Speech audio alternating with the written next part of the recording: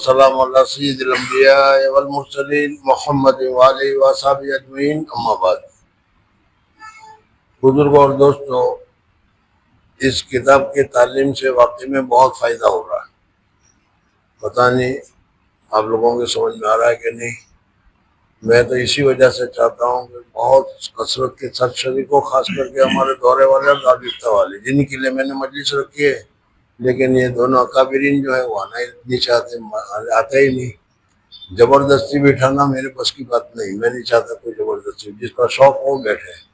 بہت سارے لوگ فائدہ اٹھا۔ دیکھو، پہلی بات معلوم ہوئی کہ اللہ جل جلالہ، گزشتہ سبق میں جو ہوا تھا وہ کہ اللہ جل جلالہ ومن والہ ابد سے تھے، پہلے سے تھے، پہلے سے ہیں۔ اس وقت جب اللہ جل جلالہ ومن والہ تھے، اس وقت نہ کوئی فرشتہ تھا، نہ عرش تھا، نہ کرسی تھی، نہ دنیا تھی، نہ کوئی مخلوق تھی، نہ کچھ بھی نہیں تھا، خالص اللہ جل جلالہ اکیلے تھے۔ سمجھ میں؟ ایک دوسری حدیث میں نے پڑھا ہے کہ پھر اللہ جل جلالہ ومن والہ کو اپنا تعارف کا خیال پیدا ہوا کہ میں پہچانا جانا چاہیے مجھے، تو پھر اللہ تبارک و تعالیٰ نے یہ مخلوقات پیدا کی۔ اب اس میں بھی اللہ جل جلالہ نے سب سے پہلے حضور اقدس صلی اللہ علیہ وسلم کو پیدا کیا۔ اول ما خلق اللہ نوری، گزشتہ کل کا سبق کا پورا خلاصہ یہ تھا کہ اللہ تبارک و تعالیٰ نے سب سے پہلے کچھ نہیں تھا، اس وقت حضور اقدس صلی اللہ علیہ وسلم کے نور کو پیدا کیا، اور اس نور کو نبوت سے نوازا، اس نور کو خاتم النبوت سے نوازا، اس نور کو خاتم الرسالت سے نوازا، اور ساری نعمت اللہ تبارک و تعالیٰ نے حضور اقدس صلی اللہ علیہ وسلم کو عطا فرمائی۔ ظہور تو ہوتا رہے گا جب ہوتا رہے گا، لیکن اللہ جل جلالہ ومن والوں نے وہ پاور پہلے سے ہی حضور صلی اللہ علیہ وسلم کو دے رکھا تھا، اور پھر حضور اقدس صلی اللہ علیہ وسلم کی برکت ہی سے اللہ تعالیٰ نے آہستہ آہستہ آہستہ آہستہ یہ ساری کائنات، ساری مخلوق، ساری چیزیں پیدا کی۔ یہ کل کے سبق میں یہ تھا، اور اسی پر میں نے بتایا تھا کہ دیکھو، دلہا میاں کی بارات جو ہوتی ہے، اس بارات میں جو شادی میں جاتے ہیں، سب کو اچھے سے اچھا کھلایا پلایا جاتا ہے، ہم لوگ سب اچھے سے اچھا کھاتے ہیں پی لیتے ہیں، لیکن کوئی ہماری وجہ سے نہیں کھلاتا۔ کھلاتا ہے؟ کوئی بھی نہیں کھلاتا، کوئی بھی نہیں پلاتا، کوئی بھی نہیں جاتا۔ وہ دلہا میاں کی شادی کی وجہ سے، ان کی شادی میں تم آئے ہو اس وجہ سے۔ تو اسی طریقے سے اصل چیز ہے حضور اقدس صلی اللہ علیہ وسلم۔ حضور اقدس صلی اللہ علیہ وسلم کو ہے کہ دلہا میاں ہے، لولاہ ما خلق تو ایک ہے، لیکن حدیث کے اعتبار سے اس میں سند میں کلام ہے، لیکن میں نہیں ہوتا تو اللہ تعالیٰ کچھ بھی نہیں پیدا کرتے، خلاصہ یہ ہے۔ لیکن اللہ حضور صلی اللہ علیہ وسلم کے لیے، حضور صلی اللہ علیہ وسلم کو اللہ تعالیٰ نے پیدا کیا۔ ہمارے لیے سب سے بڑی سعادت اور خوش قسمتی یہ ہے کہ اللہ جل جلالہ ومن والوں نے سب سے اعلیٰ، سب سے افضل، سب سے ٹاپ، سب سے بہتر جو رسول ہے وہ ہمیں عطا کیا۔ اس سے اور کیا چاہیے؟ سمجھ میں؟ بہت سارے انبیاء رسول گزرے، لیکن سب سے وعدہ لیا گیا تھا کہ میرا یہ رسول آیا تو یہ کرنا، یہ کرنا، یہ کرنا ہے نہیں۔ پھر معراج کے موقع پر سب کی امامت کی تو حضور صلی اللہ علیہ وسلم نے کی، یہ سب تو معلوم ہے۔ تو اس لیے مجھے یہ کتاب تو بہت پسند آ رہی ہے، اور اس کی تشریح بھی اردو ہے، اردو میں کچھ کرنے کی ضرورت نہیں، لیکن پھر بھی میں اردو کرتا ہوں تاکہ اچھی طریقے سے سمجھ میں آ جائے۔ سمجھ میں؟ بدعتی لوگ بہت ہی زیادہ حضور اقدس صلی اللہ علیہ وسلم کی محبت کا اعتقاد رکھتے ہیں، اظہار کرتے ہیں، سب کچھ کرتے ہیں۔ سمجھ میں آئے نہیں؟ اور ہم لوگ حضور صلی اللہ علیہ وسلم کی عشق محبت میں ہم بہت ہی پیچھے ہیں، اور جتنا پیچھے ہوگا اتنا ایمان کمزور ہوگا، اور جتنا ایمان کمزور ہوگا اتنے فتنے زیادہ آئیں گے جو آ رہے ہیں آج کل۔ تو میں چاہتا ہوں کہ ہمارا ایمان بھی مضبوط ہو، اور ہمارے ایمان کے مضبوط ہونے کی وجہ سے ہمارا عقیدہ، ہمارا سوچ، ہماری سمجھ صحیح ہو، اور پھر ہم خود بھی اچھے کام کریں، لوگوں سے بھی کروائیں۔ سمجھ میں؟ لیکن اب کیا کریں، اب طلبا ہیں، طلبا کو تو کس طریقے سے زبردستی کرنا میرے بس کی نہیں ہے۔ ابھی تعلیم میں ابھی سنا، ابھی میں بیٹھا بیٹھا کہہ رہا تھا کہ آدھا گھنٹہ میں اس کے اوپر ابھی بول لیتا کہ دیکھو ذکر کی کثرت کرنی چاہیے۔ حضرت شیخ فرماتے ہیں کہ حضور صلی اللہ علیہ وسلم کی برکت سے صحابہ کرام رضوان اللہ تعالیٰ علیہ اجمعین کا جو قلب تھا وہ بہت ہی زیادہ مضبوط تھا، شیطان اس میں کچھ کر نہیں سکتا تھا، ہر وقت جاری رہتا تھا۔ رجال لا تلہیہم تجارت ولا بیع عن ذکر اللہ، تجارت بھی کرتے تھے، بیع بھی کرتے تھے، سب کچھ کرتے تھے، لیکن ذکر سے غافل نہیں ہوتے تھے۔ اس وجہ سے ذکر کرنا چاہیے، لیکن اب ذکر میں کیا ہوتا ہے وہ تم جانتے ہو، تم لوگ ذکر کی طرف توجہ ہی نہیں کرتے، دھیان نہیں دیتے، اور ہم بھی کیا کریں، اور ہمارے دوسرے ساتھی بھی ہمارا ساتھ نہیں دیتے، یہ بھی ہے۔ مولانا صاحبان والے وہ بھی ہمارا ساتھ نہیں دیتے۔ خیر بہرحال، تو اس وقت میں ایسے ماحول میں جب کوئی کسی کی سنتا نہیں، کوئی کسی کا ساتھ نہیں ہوتا، سب کے سنبھالوں میں میری پھوڑتا ہوں۔ ایک آدمی تھا، بہت ساری چیزیں رکھی تھی، اب اسے یاد نہیں رہا کہ میری کون سی ہے، تو کہا کہ دیکھو میری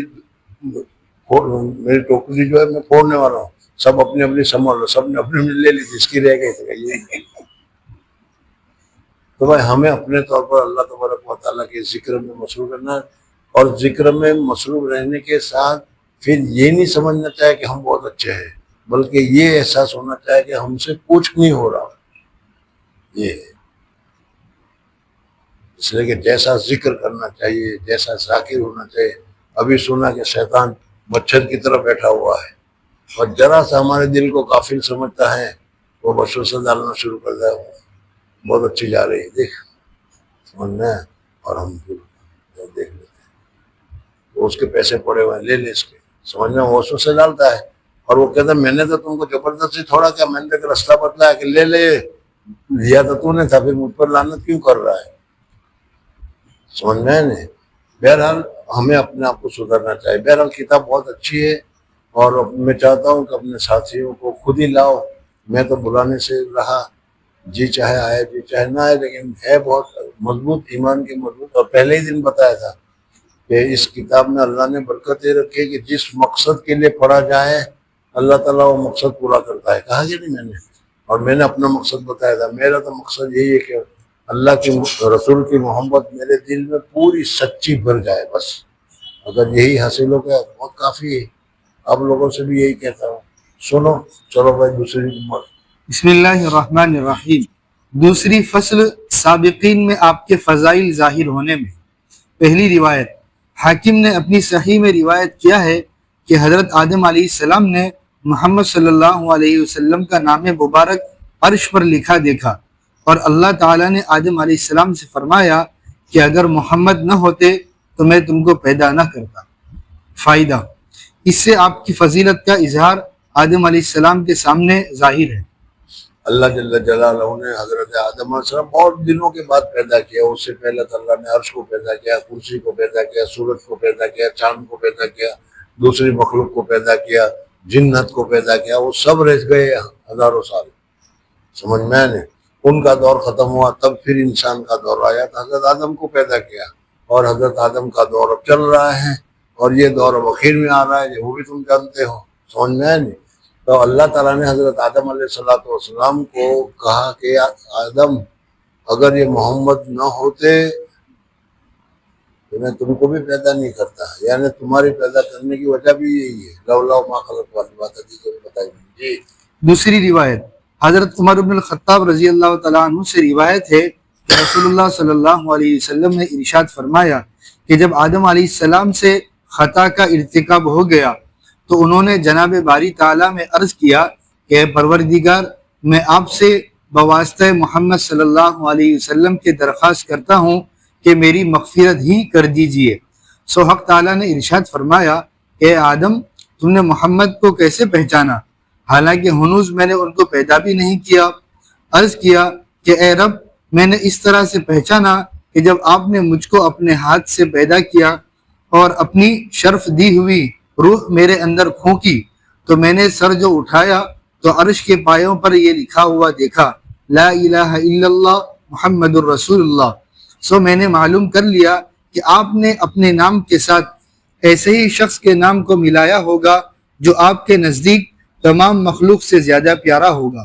حق تعالی نے فرمایا اے آدم تم سچے ہو، واقع میں وہ میرے نزدیک تمام مخلوق سے زیادہ پیارے ہیں، اور جب تم نے ان کے واسطے سے مجھ سے درخواست کی ہے تو میں نے تمہاری مغفرت کی، اور اگر محمد صلی اللہ علیہ وسلم نہ ہوتے تو میں تم کو بھی پیدا نہ کرتا۔ روایت کیا اس کو بحقی نے اپنے دلائل میں عبد الرحمن بن زید بن اسلم کی روایت سے، اور کہا کہ اس کے ساتھ عبد الرحمن متفرد ہے، اور روایت کیا اس کو حاکم نے اور اس کی تصحیح کی، اور طبرانی نے بھی اس کو ذکر کیا ہے، اور اتنا اور زیادہ ہے کہ حق تعالیٰ نے فرمایا کہ وہ تمہاری اولاد میں سب انبیاء سے آخری نبی ہیں۔ یہ دوسری حدیث ذکر کی گئی، اور تم لوگ جانتے ہو کہ حدیث میں تو حدیث کے سند کے اعتبار سے یہ بات کہاں کہاں سے پہنچی، کس سے پہنچی، کس طریقے سے پہنچی، اس کے اعتبار سے پھر بہت ساری حدیث کی درجات وغیرہ متعین کیے جاتے ہیں، درجات وغیرہ مقرر کیے جاتے ہیں۔ تو اس وجہ سے وہ درجات کو بھی بتاتا ہے کہ بھائی یہ حدیث اس قسم کی ہے لیکن صحیح ہے، سمجھنا ہے نہیں۔ اب یہ حدیث کیا بتائی کہ حضرت آدم علیہ السلام کو کرسی لا کے رکھ در وہی ہے۔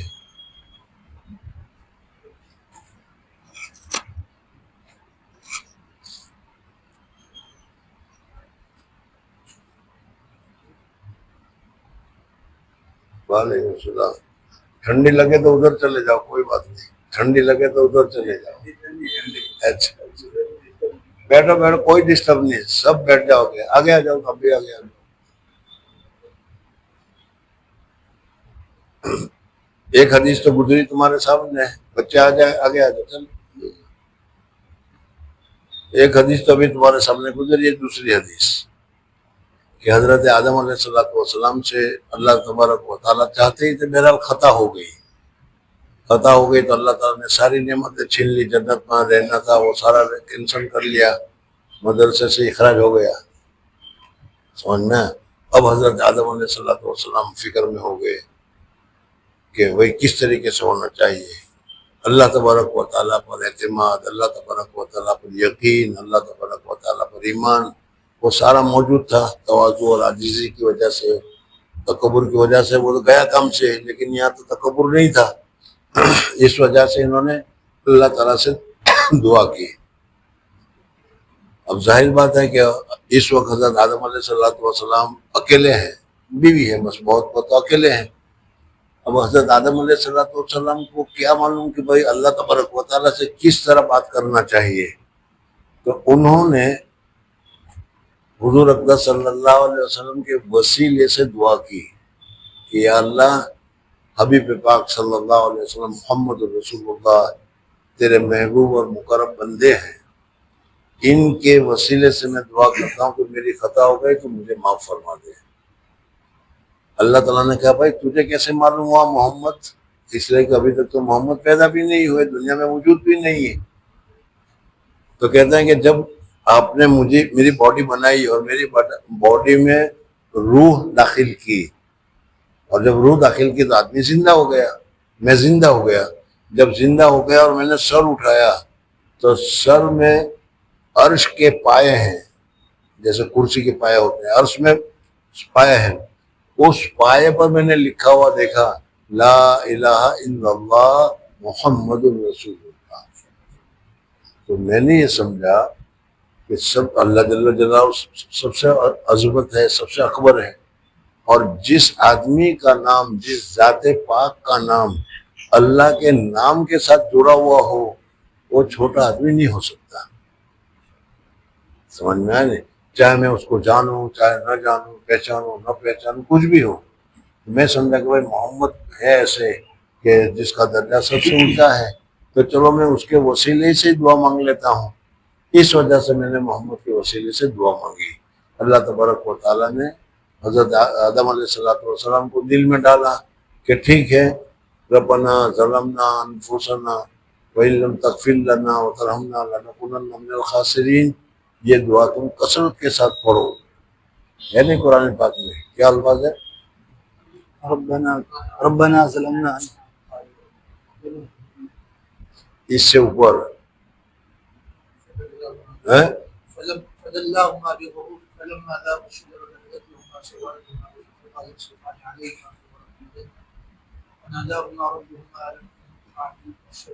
فتلقى آدم من ربه كلمات فتلقى آدم من ربه کلمات، اللہ تبارک و تعالیٰ نے ہی حضرت آدم علیہ السلام کے دل میں جو حضرت موسیٰ حضرت حضور صلی اللہ علیہ وسلم کے واسطے سے دعا مغفرت فرما دیجیے، تو اب مغفرت کے لیے کہا کہ یہ دعا مانگو، فتلقى آدم من ربی، اللہ تعالیٰ کی طرف سے حضرت آدم کو یہ کلمات ملے، ربنا ظلمنا انفسنا وان لم تغفر لنا وترحمنا لنکونن من الخاسرین۔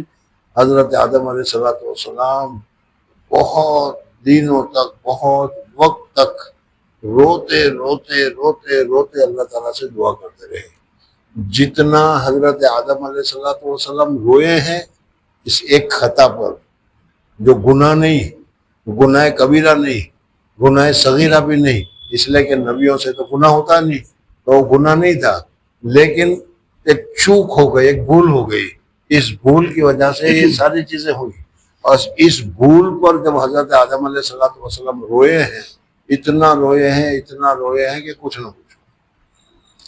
بعض کتابوں میں لکھا ہوا ہے، معتبر ہے یا نہیں ہے اس کی بات چھوڑو، کہ حضرت آدم علیہ السلام کے جو آنسو نکلے، آنسو بہے، ندی کی طرح آنسو بہتے رہے، وہ آنسو جس درخت کو پہنچے وہ سارے درخت اور اس کے پھل خوشبودار ہو گئے۔ یہ عود وغیرہ جو کچھ ہے وہ حضرت آدم علیہ السلام کیا کہتے ہیں وہ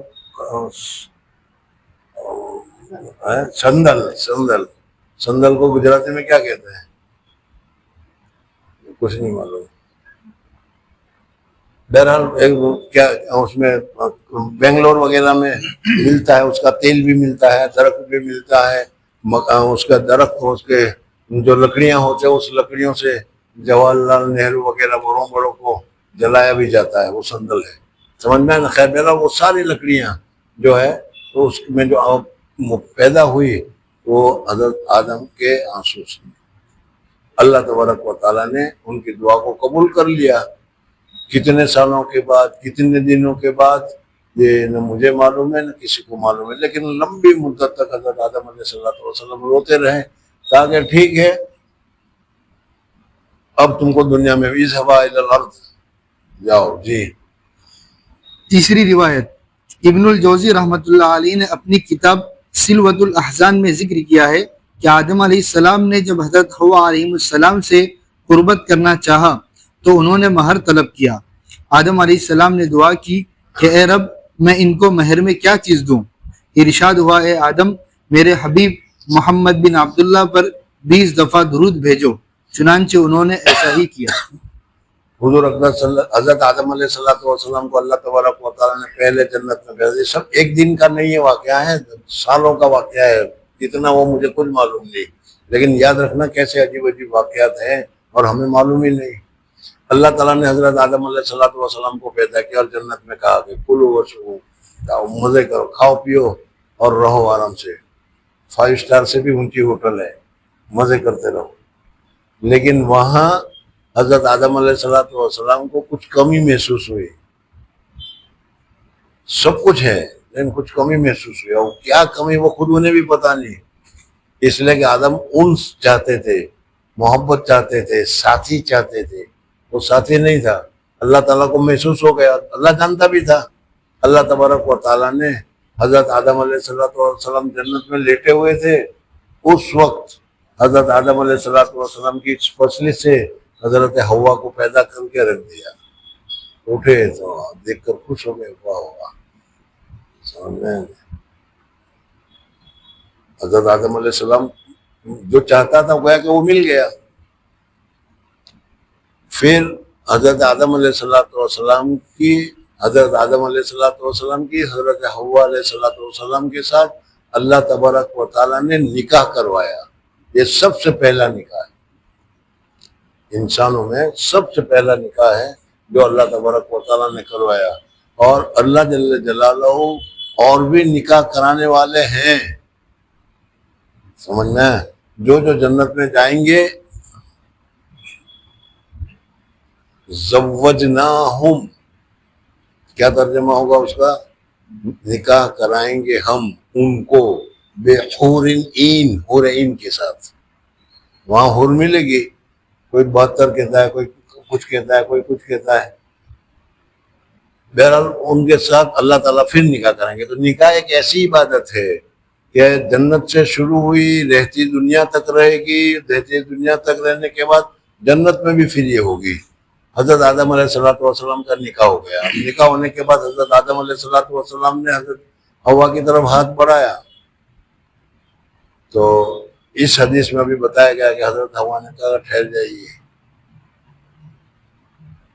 اپنی زبان میں کہتا ہوں، حدیث میں ہے نہیں، لیکن کہیں تم کہو کہ بھائی اس کی حدیث بیان کر، کہ منہ دکھلائیے، منہ دکھلائی لائیے. ارے کوئی شادی شدہ ہے کہ نہیں اس میں؟ یہ سمجھے، پہلی مرتبہ ملتے ہیں تو عورت کچھ مانگتی ہے، دستور ہے، جس کو اصطلاح میں کہا جاتا ہے منہ دکھائی. تو حضرت آدم علیہ السلام کو کہا کیا دوں، میرا ہے کیا چیز؟ اللہ تبارک و تعالیٰ سے پوچھا تو اللہ تبارک و تعالیٰ نے کہا یہ مہر مانگ رہی صحیح ہے، مہر ہے، نکاح کا عوض ہے، دینا چاہیے. عورت بہت بڑی قربانی دے رہی ہے تو اس کا عوض 20 مرتبہ حضور اقدس صلی اللہ علیہ وسلم پر درود پڑھو. سمجھنا ہے؟ یہ تو بات کی بات ہے. پہلی بات مجھے یاد آئی، وہ پہلے سے بتا دوں کہ حضرت آدم علیہ السلام کے باڈی میں اللہ تبارک و تعالیٰ نے قل الروح من امر ربی، روح مٹی یا مادہ نہیں ہے، روح ایک نور ہے. تو اس نور کو اللہ تبارک و تعالیٰ نے حضرت آدم علیہ السلام کے باڈی میں رکھا، اور باڈی میں رکھتے ہی باڈی میں جو کہ کرنٹ مل گیا اور گاڑی چالو ہو جاتی، اس طریقے سے سارے چالو ہو گیا. سمجھ میں آ گیا؟ حضرت آدم علیہ السلام نے تو ابھی وہ دیکھ لیا اور دیکھ کر سمجھ گیا کہ بھائی محمد کوئی ہے، سمجھنا ہے. لیکن اللہ تعالیٰ نے کہا کہ وہ فرشتوں کی جماعت بیٹھے وہاں جاؤ اور جا کر ان کو سلام کرو. حضرت آدم علیہ السلام فرشتوں کی جماعت کے پاس گئے اور جا کر کہا السلام علیکم. تو فرشتوں نے کہا وعلیکم السلام ورحمۃ اللہ. اللہ تبارک و تعالیٰ نے فرمایا کہ آدم یہ تیرے لیے اور تیری قوم کے لیے یہ سلام ہے، جس کو آج ہم لوگوں نے چھوڑ رکھا ہے. حضور اقدس صلی اللہ علیہ وسلم نے سلام کی بہت اہمیت دی ہے. افسوس سلام، جس کو پہچانو اس کو بھی، جس کو نہ پہچانو اس کو بھی، لیکن ہم نے اس کو بھی چھوڑ رکھا ہے. دیکھو کہاں سے شروع ہوا یہ، اور اس پر 10 نیکی ملے گی، 30 نیکی ملے گی، جو ملے گا وہ سب کچھ ہے. سمجھ میں آیا؟ پھر آدم علیہ السلام کو کہا کہ جنت میں رہو، مزہ کرو، کھاؤ پیو. تم لوگوں کو اگر کہا جائے کہ 5 اسٹار ہوٹل، پتہ نہیں 5 اسٹار میں سمجھو گے بھی یا نہیں، 5 اسٹار میں ہوٹل دے دیا کرو، مزہ کرو، پنکھے اور ٹی وی اور کیا کہتے ہیں اے سی اور ویسی اور پتہ نہیں کیا کیا چیز، بدل لاؤ، چائے لاؤ، کافی لاؤ، یہ لاؤ. حضرت آدم علیہ السلام کو سب کچھ مل رہا ہے، لیکن پھر بھی کچھ کمی محسوس ہو رہی ہے. حضرت حوا کو پیدا کیا، حوا کو پیدا کرنے کے بعد نکاح ہو گیا. نکاح کے وقت حضرت حوا کو جب ہاتھ لگانے گئے تو کب مہر ادا کرو، تو یہ مہر بھی گویا کہ وہیں جنت سے چلی ہے. وہاں روپے پیسے نہیں ہے، وہاں نیکیاں ہیں، تو وہاں نورانیت رکھی گئی. اور یہاں پر روپے پیسے ہیں تو پھر روپے پیسے رکھے گئے مہر کے. سمجھنا ہے؟ تو مرد کو مہر ایک حق. اسی لیے میں تقریر میں کہا کرتا ہوں کہ نکاح میں سارا خرچہ، ابھی جب نکاح ہوتا ہے کوئی 50 لاکھ 60 لاکھ پتہ نہیں کتنا خرچ کرتے ہیں. اسلام میں کوئی لاکھ نہیں، صرف 2 ہی چیزوں کا اسلام میں اہتمام ہے، ایک تو مہر اور دوسری ولیمہ. لیکن دونوں کو ہم نے چھوڑ رکھا ہے. مہر میں، ولیمہ میں تو کچھ لوگ کرتے ہی نہیں، یہ چھوڑ رکھا ہے. اور بعض لوگ کثرت کے ساتھ خرچہ کرتے ہیں، ولیمہ میں لاکھوں روپے خرچ کرتے ہیں. بہرحال جو مہر ہے اس کے لیے مجھے کہنا ہے کہ نکاح میں 10 لاکھ 15,000 پاؤنڈ یا جتنا بھی چاہے ختم ہو جائے، لیکن مہر کے لیے کہتے ہیں کہ مہر سنت طریقہ کا جو ہے، حضرت فاطمہ رضی اللہ تعالیٰ عنہ کا جو مہر تھا، حضرت عائشہ کا مہر تھا، دوسری عورتوں کا، حضور صلی اللہ علیہ وسلم کی عورتوں کا مہر تھا. غریبی کا زمانہ تھا، یاد ہے نا، روٹی ووٹی بھی نہیں ملتی تھی، لیکن اس وقت جو مہر تھا وہ کتنا تھا؟ 121 یا 123 تولہ سونا تھا، جس کو ہم مہر فاطمی کہتے ہیں. اس زمانے میں حضور صلی اللہ علیہ وسلم نے دیا تھا. اب وہی مہر فاطمی ہم اب رکھنے کے لیے کہتے ہیں، تو کہتے ہیں بہت مہنگائی کا زمانہ ہے. ایک عورت 10 لاکھ روپے کا ایک سوٹ پہنتی ہے تو وہ مہنگائی نہیں ہے، لیکن اس کو 1000 پاؤنڈ یا 10,000 روپے یا 1 لاکھ روپے سمجھ لو مہر میں دینا پڑتا ہے تو بھاری پڑتا ہے. حضرت آدم علیہ السلام نے درود شریف پڑھا، درود شریف پڑھ کر مہر ادا ہو گئی، اور مہر ادا ہو گئی. اب اس سے معلوم ہوا کہ حضور اقدس صلی اللہ علیہ وسلم کا مقام کتنا اونچا ہے کہ ان کے اوپر مہر کے لیے درود پڑھا گیا، اور درود پڑھنے کے ذریعے سے اللہ تعالیٰ نے مہر ادا کر لی. پھر پڑھی اس حدیث کو. ابن الجوزی نے اپنی کتاب سلوۃ الاحزان میں ذکر کیا ہے کہ آدم علیہ السلام نے جب حضرت حوا علیہ السلام سے قربت کرنا چاہا تو انہوں نے مہر طلب کیا. آدم علیہ السلام نے دعا کی کہ اے رب، میں ان کو مہر میں کیا چیز دوں؟ ارشاد ہوا، اے آدم، میرے حبیب محمد بن عبداللہ پر 20 دفعہ درود بھیجو. حالانکہ ابھی حضور صلی اللہ علیہ وسلم پیدا ہوئے بھی نہیں، حضور صلی اللہ علیہ وسلم دنیا میں آئے بھی نہیں، لیکن اللہ تبارک و تعالیٰ نے اس وقت سے حضرت آدم کو بتایا کہ تم 20 مرتبہ درود پڑھو، اور درود پڑھنے کی وجہ سے گویا کہ تم نے وہ مہر ادا کر دیا. جی. چنانچہ انہوں نے ایسا ہی کیا. چوتھی روایت، احمد اور بزار اور طبرانی اور حاکم اور بیہقی نے ارباز بن ساریہ رضی اللہ تعالیٰ عنہ سے روایت کیا ہے کہ رسول اللہ صلی اللہ علیہ وسلم نے فرمایا کہ میں اپنے باپ ابراہیم علیہ السلام کی دعا ہوں اور عیسیٰ علیہ السلام کی بشارت ہوں. حضور اقدس صلی اللہ علیہ وسلم نے بتایا، یہ بتانا ہے کہ حضور اقدس صلی اللہ علیہ وسلم کے ساتھ بہت اونچی جامع شخصیت ہے، لیکن دوسرے انبیاء کے ساتھ، دوسرے رسولوں کے ساتھ کیسی نسبت ہے، وہ ساری نسبت اس حدیث پاک میں الگ الگ حدیث میں بتائی جا رہی ہے. تو حضور اقدس صلی اللہ علیہ وسلم نے فرمایا کہ میرے باپ حضرت ابراہیم علیہ السلام نے مکہ مکرمہ میں ایک دعا کی تھی، ربنا وابعث فیہم رسولا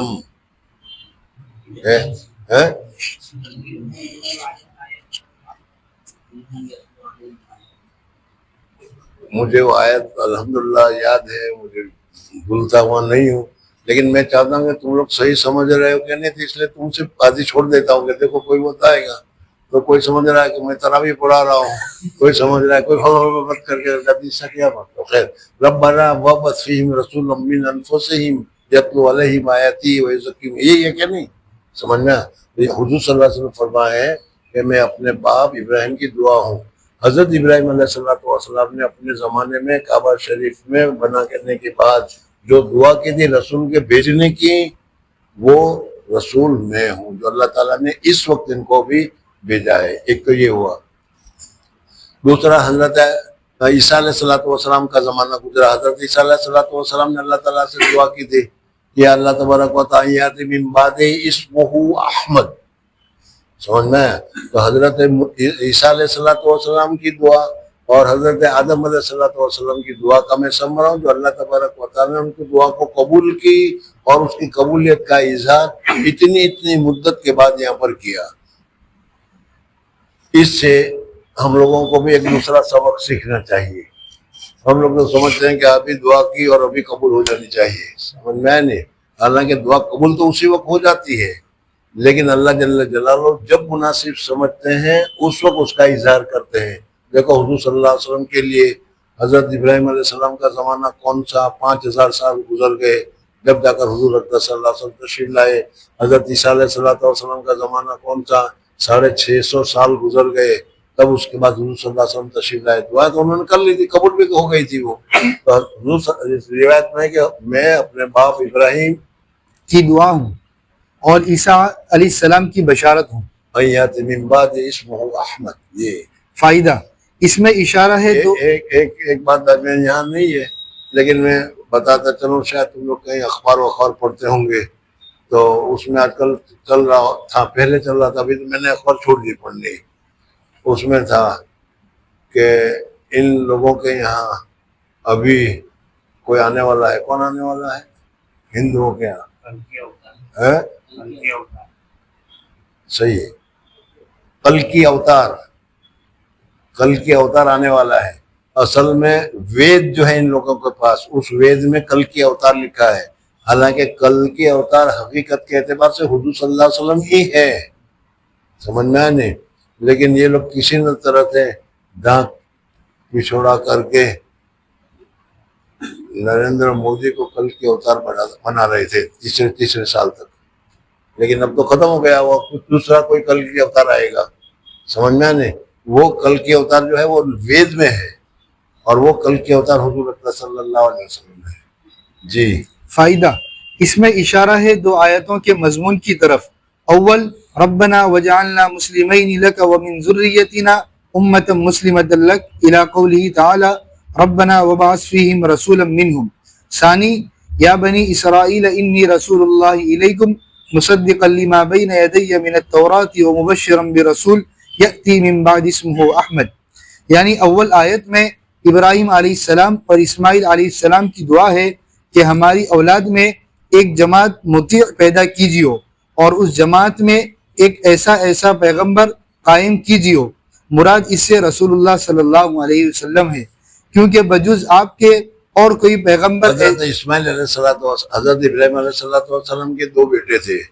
پہلا بیٹا تو حضرت اسماعیل علیہ السلام ہے، سمجھ میں آنے، اور دوسرا بیٹا حضرت اسحاق علیہ السلام ہے. حضرت اسماعیل علیہ السلام اللہ کے رسول ہیں. رسولوں و نبی دونوں ذکر کیے گئے ہیں حضرت اسماعیل علیہ السلام کے متعلق. لیکن حضرت اسماعیل علیہ السلام کے بعد حضرت اسماعیل علیہ السلام تو عراق کے تھے، لیکن مکہ میں رہنے کی وجہ سے عربی ہوئے، اور اس وقت پھر عربی جماعتوں کی عورتوں وغیرہ کے ساتھ شادی وغیرہ ہو کر یہ سب عرب ہو گئے. ان میں کوئی نبی نہیں آیا تو صرف حضور اکرم صلی اللہ علیہ وسلم آئے. تو وہ حضرت ابراہیم کی دعا کا مصداق یہی ٹھہریں گے. حضرت ابراہیم علیہ السلام کا پہلا بیٹا حضرت اسماعیل تھا، جو حضرت ہاجرہ سے پیدا ہوا، اور حضرت سارہ سے جب بالکل بوڑھی ہو گئی تھی تب، یعنی حضرت اسماعیل کے بعد حضرت اسحاق پیدا ہوئے. لیکن آج کل کے یہودی اسرائیلی ہیں، وہ انہوں نے سب تبدیل کر دیا ہے. وہ ذبیح بھی حضرت اسحاق کو بتاتے ہیں، بڑا لڑکا بھی اس کو بتاتے ہیں، صحیح لڑکا بھی اسی کو بتاتے ہیں، وغیرہ وغیرہ. خیر، یہ غلط چیزیں چل رہی ہیں، وہ میں نے بتا دوں یہ سب غلط ہے. اگر کہیں ہو تو آنکھیں بند کے کہہ دو کہ ذبیح قربانی جس کی ہوئی تھی وہ حضرت اسماعیل تھے، اسحاق نہیں. اس وقت حضرت اسماعیل ہی پیدا ہوئے تھے، اسی لیے تو حضرت سارہ نے نکلوا دیا تھا. اور حضرت سارہ کو تو بعد میں جب بوڑھی ہو گئی تھی تب پیدا ہوا، بچے پیدا ہوئے اسحاق. پھر اسحاق کو یعقوب ہوئے، ومن وراء اسحاق یعقوب. اور حضرت یعقوب کے پھر 12 لڑکے ہوئے، سمجھ میں، اور اس 12 لڑکے سے اسرائیلی ہوئے. بڑی خبیث قوم ہے. اس نے کیا کہتے ہیں اسے، ہٹلر نے کہا تھا کہ میں، اس نے سب کو ختم کیا تھا. اس نے ایک لگے میں تھوڑے سے اسرائیلی کو چھوڑ کے جاتا ہوں تاکہ ان کی شیطانی تم کو معلوم ہو کہ یہ کتنے شیطان ہیں، اور یہ کتنے شیطان ہیں آج جانتے ہو. خیر، بہرحال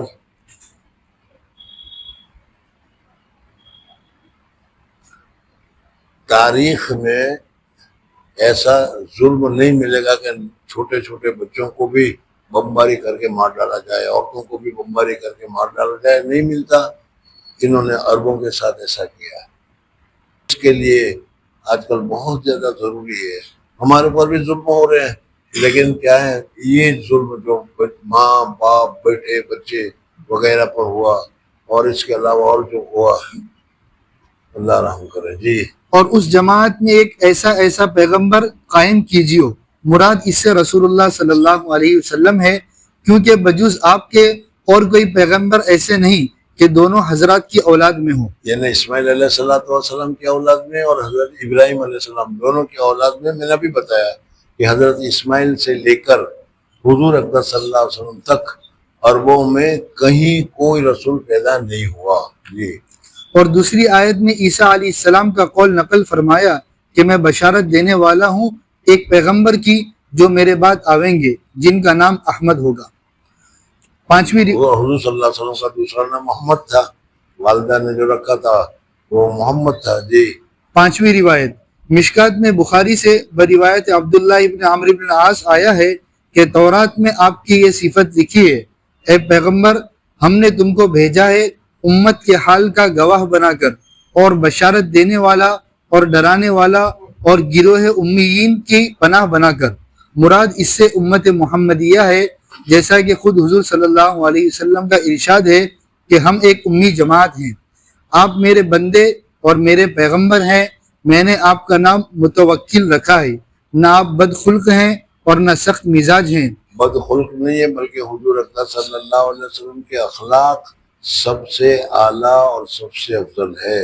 حضور اکرم صلی اللہ علیہ وسلم کے اخلاق سے بڑھ کر کسی کا کوئی اخلاق نہیں ہے، سمجھ میں؟ اب اس پر بھی اشکال ہوتا ہے کہ حضور اکرم صلی اللہ علیہ وسلم کی حدیثوں میں تم نے سنا ہوگا کہ حضور صلی اللہ علیہ وسلم کبھی کبھار مذاق بھی کر لیا کرتے تھے۔ ایک بڑھیا آئی تو کہا کہ یا رسول اللہ صلی اللہ علیہ وسلم دعا کر دیجیے کہ میں جنت میں جاؤں۔ حضور صلی اللہ علیہ وسلم نے فرمایا کہ بڑھیا جنت میں نہیں جائے گی، چلی رونے لگی یہ کیا ہو گیا؟ تو پھر حضور صلی اللہ علیہ وسلم پاک نے کہا رو مت، یعنی بری ہو کر نہیں جائے گی، جوان بن کے جائے گی، مذاق کی کہ نہیں، سمجھ میں؟ اب اس کے اوپر یہ نئے تعلیم یافتہ لوگ ہیں انگریز کو اشکال کرتے ہیں نبی مذاق کرے، یہ تو نبی کی شان کے خلاف ہے۔ ارے غلط مذاق کرنا یہ شان کے خلاف ہو سکتا ہے، لیکن نہیں، اسی وجہ سے تم نے دیکھو کہ رانی ایلزابتھ تو مر گئی وہ، لیکن کبھی اس کو ہنستے ہوئے تم نے کسی پوز میں دیکھا ہے؟ نہیں دیکھا ہوگا، سمجھے؟ ابھی فلپس ہے اس کو تم نے کبھی ہنستے ہوئے نہیں دیکھا ہوگا۔ یہ یعنی ان لوگوں کا یہ اخلاق ہے کہ مذاق کرنا، ہنسنا یہ اچھا نہیں ہے۔ حالانکہ حضور صلی اللہ علیہ وسلم ہنسے بھی ہیں، یعنی کہا لگانا نہیں تھا، حضور صلی اللہ علیہ وسلم تبسم کرتے تھے، بس وہ تبسم کافی ہے، اتنا تو ہونا چاہیے، اس میں کیا حرج ہے؟ لیکن اس پر بھی یہ اشکال کرتے ہیں۔ تو میں یہ کہتا ہوں کہ حضور اکرم صلی اللہ علیہ وسلم کے جو بھی اخلاق ہیں، جیسے بھی اخلاق ہے، وہ اخلاق سارے کے سارے اعلیٰ سے اعلیٰ ہے، ادنا اس میں ہے ہی نہیں۔ تم اپنے طور پر اس کو ادنا سمجھو تو اس کا تمہارے پاس علاج نہیں ہے، سمجھ میں آئے نہیں؟ جی۔ اور نہ سخت مزاج ہیں، نہ بازاروں میں شور مچاتے پھرتے ہیں اور برائی کا بدلہ برائی نہیں کرتے، بلکہ یہ ساری حضور صلی اللہ علیہ وسلم کی صفتیں ہیں جو بتائی گئی تھی توریت میں، اور وہ ہمارے سامنے ساری حدیثیں موجود ہے۔ ہر ایک جملے کے اوپر ہم بہت سارے واقعات بیان کر سکتے ہیں، لیکن اب تم سب مانتے ہو اس لیے اس کی ضرورت نہیں ہے۔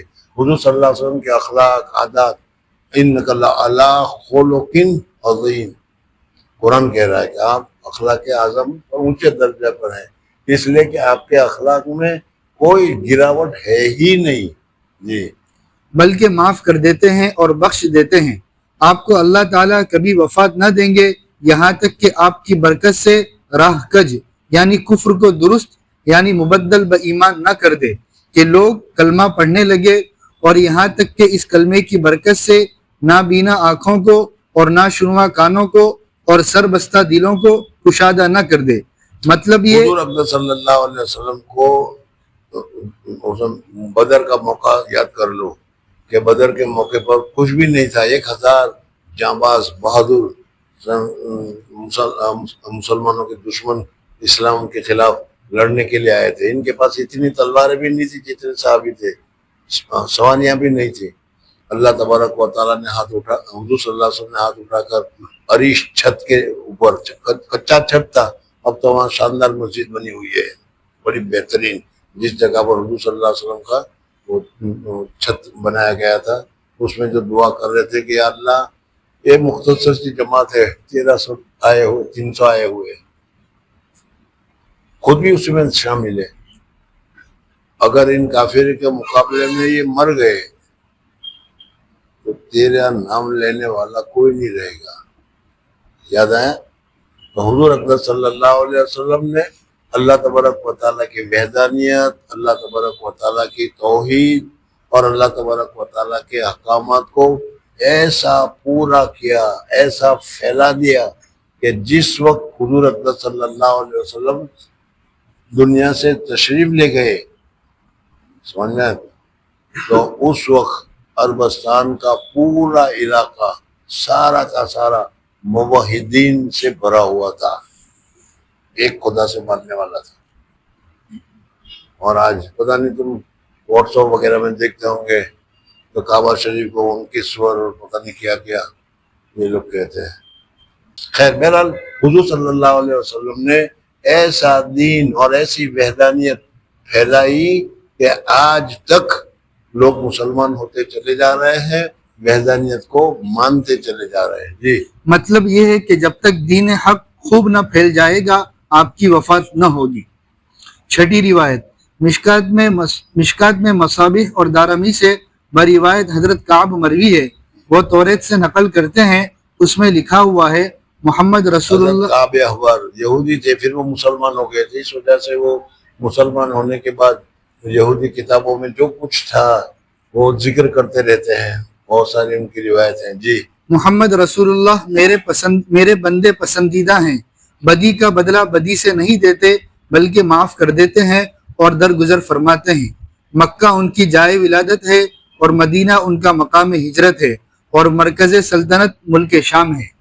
فائدہ، چنانچہ بعد خلفائے راشدین پائے سلطنت چنانچہ یہی ہوا کہ حضور اکرم صلی اللہ علیہ وسلم کی پیدائش مکہ مکرمہ میں ہوئی، اور حضور صلی اللہ علیہ وسلم یثرب نام تھا لیکن وہ نام بدل کر مدینۃ الرسول ہو گیا، اس کی وجہ سے اب ہم مدینہ کہتے ہیں۔ وہیں سے حضور صلی اللہ علیہ وسلم کام کرتے رہے، حضور صلی اللہ علیہ وسلم کے بعد صحابہ کرام خلافت راشدہ وہیں مدینہ سے چلتی رہی، اور جب خلافت راشدہ کا دور آیا تو پھر ملک شام ہو گیا، اور ملک شام بھی اس زمانے کا ملک شام، آج کا سیریا نہیں، سمجھ میں آنے، آج کا سیریا ہے وہ تو تھوڑا سا ہے، سیریا ہے، لبنان ہے، جارڈن ہے، فلسطین ہے، یہ سارے علاقے مل کر ایک مکان جو بنتا تھا، ایک جگہ جو بنتی تھی، اس جگہ کا نام ہے سیریا، شام۔ اور تو انہوں نے گوروں لوگوں نے سب کچھ توڑ تاڑ دیا ہے اور مختصر کر دیا ہے۔ جی چنانچہ بعد خلفائے راشدین پائے سلطنت ملک شام رہا اور وہاں سے اسلام کی خوب اشاعت ہوئی۔ اور ایک حدیث میں فرمایا گیا ہے اذا خربت الشام فلا خیر لکم، حضور صلی اللہ علیہ وسلم نے فرمایا جب شام خراب ہو جائے تو تمہارے لیے پھر بھلائی نہیں ہے۔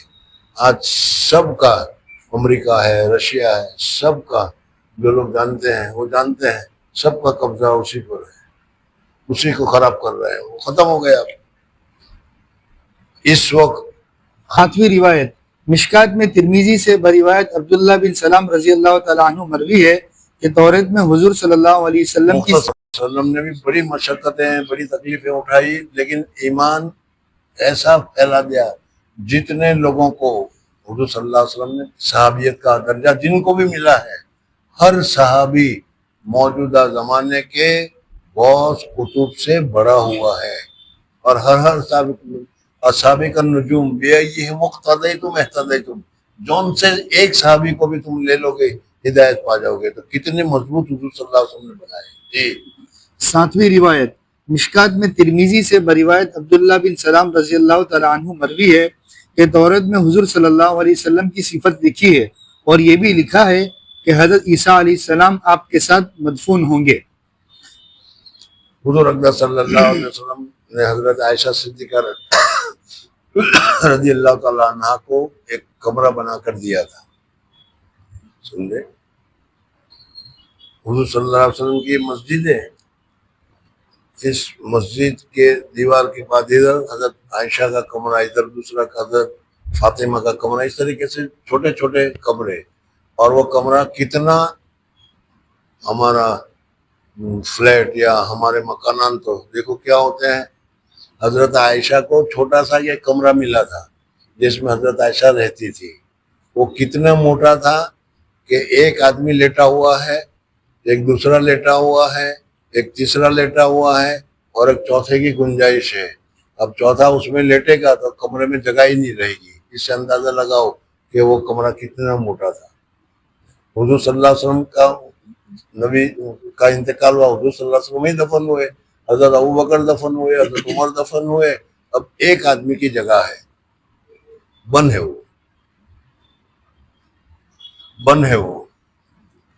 اور تم میں اگر کوئی بدعتی ہو, پتہ نہیں ہے یا نہیں, تو بدعتیوں نے اپنے گھر میں ایک سجا رکھا ہوگا حضور صلی اللہ علیہ وسلم کی قبر کی تصویر, دیکھی ہوگی کہ نہیں؟ ارے حضور صلی اللہ علیہ وسلم, بدعتیوں کے گھروں میں جا کر دیکھو کہ تم حضور صلی اللہ علیہ وسلم کے قبر کی تصویر چھپی ہے. میں نے کہا یہی پتہ نہیں کہ 500 سال سے حضور صلی اللہ علیہ وسلم کی قبر کہاں ہے وہی معلوم نہیں کسی کو. بن ہے وہ. 500 سال کیوں بتا رہا ہوں, اس کا ایک لمبا قصہ ہے, وہ ابھی بتانے کا نہیں, کبھی دیکھیں گے وہ. تو بہرحال ابھی جو بتانا ہے وہ ہے کہ 4 آدمی لیٹے ہوئے, کمرہ فل ہو گیا. اتنے کمرے میں حضرت عائشہ رہتی تھی اکیلی. کتنا چھوٹا سا کمرہ ہے, اس میں ایک جگہ ابھی بھی پڑی ہوئی ہے. حضرت عیسیٰ علیہ السلام قیامت میں اتریں گے, دجال کو قتل کریں گے. دجال کو قتل کرنے کے بعد فتنہ یاجوج اور ماجوج ہوگا. فتنہ یاجوج اور ماجوج کے بعد جتنے مسلمان بچے ہوئے ہوں گے وہ سارے کے سارے حضرت عیسیٰ علیہ السلام کے ساتھ دنیا میں آئیں گے. اور اس وقت اللہ کی نافرمانی کا سوال ہی نہیں. جتنے ہندو تھے سارے مر جائیں گے, قتل کیے جائیں گے. جتنے یہودی ہیں سارے قتل کیے جائیں گے, مر جائیں گے. حتیٰ کہ کوئی یہودی پتھر کے نیچے چھپا ہوا ہوگا تو وہ کہے گا کہ مسلمان یہودی میرے پیچھے چھپا ہوا ہے, مار اس کو مارا جائے گا. ہاں ایک درخت ہے, اس درخت کا نام ہے غرقد. ایک درخت کا نام ہے غرقد. وہ غرقد کا درخت کے نیچے اگر کوئی یہودی ہوگا تو وہ غرقد بتائے گا نہیں, غرقد یہودیوں کا درخت ہے. یہ ابھی پتہ نہیں تمہیں معلوم ہے یا نہیں, لیکن یہودیوں نے اپنے ملک میں سب جگہ پر غرقد کے درختوں کو اگا رکھا ہے تاکہ قیامت کے دن جب یہودیوں کو قتل کرنے کا موقع آئے تو یہ درخت ہمیں مدد کریں. اور ان کی مدد کر رہا ہے ہمارا ہندوستان. راجستھان میں بھی کثرت کے ساتھ غرقد کے درخت اگائے جا رہے ہیں. تمہیں معلوم ہے کہ نہیں, لیکن ہے یہ. بہرحال اخیر زمانے میں حضرت عیسیٰ علیہ السلام جب اتریں گے سب مسلمانوں کو لے کر, تو اس وقت سارا ایک ہی اسلام ہوگا پوری دنیا میں. مشکات کی حدیث میں ہے لا یبقی بیت بدر ولا غرق, کوئی چمڑے کا گھر, کوئی مٹی کا گھر باقی نہیں رہے گا, لیکن اسلام اس میں داخل ہو گیا ہوگا, سب مسلمان ہوں گے.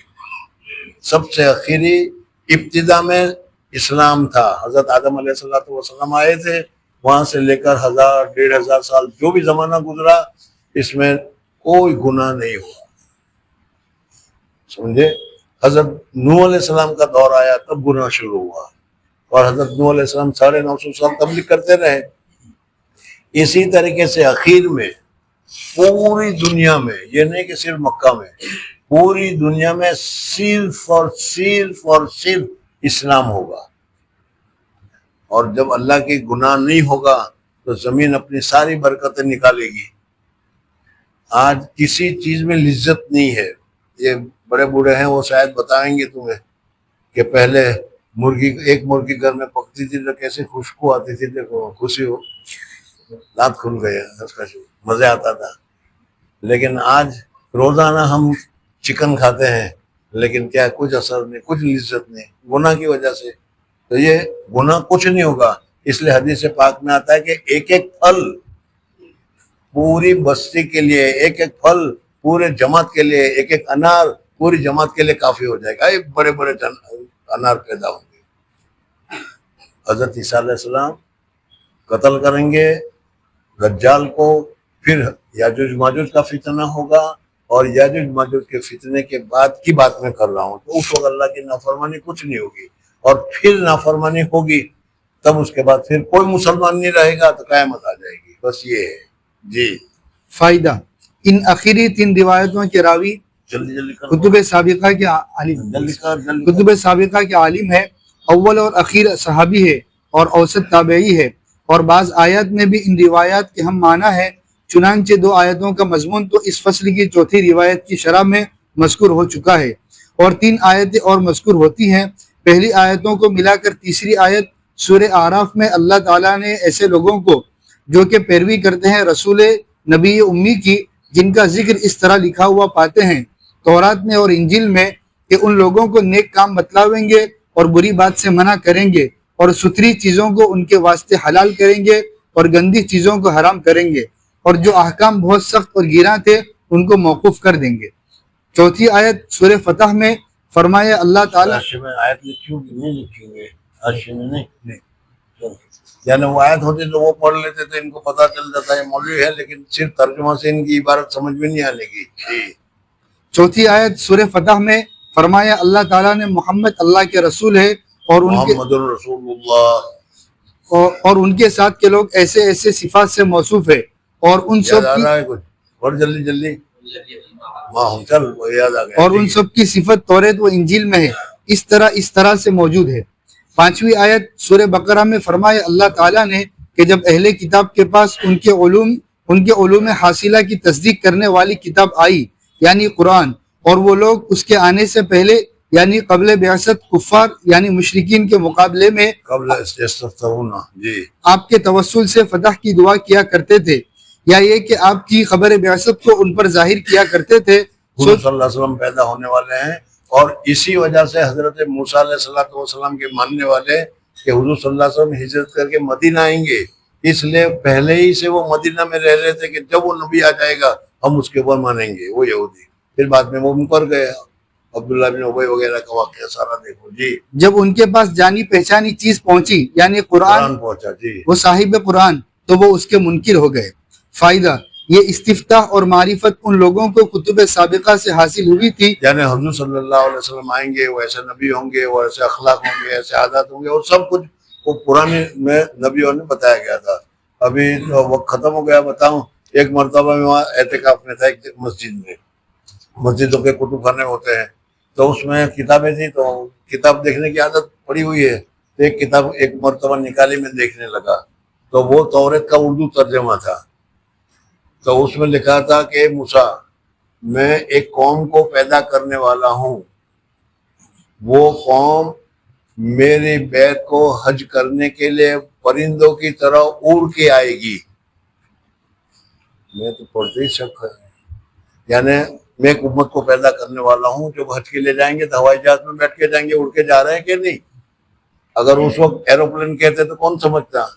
پرندوں کی طرح اڑ کے آئے گی۔ تو ساری چیزیں پہلے کی امتوں میں اللہ تبارک و تعالیٰ نے ہماری نشانیاں بنائی ہوئی بتائی ہوئی ہے۔ جی اسی معرفت کو اسی سورہ بقرہ کی ایک آیت میں اس طرح فرمایا ہے یعرفونہ کما یعرفون ابناءہم، یہی ہے کہ نہیں؟ یعرفونہ کما یعرفون ابناءہم۔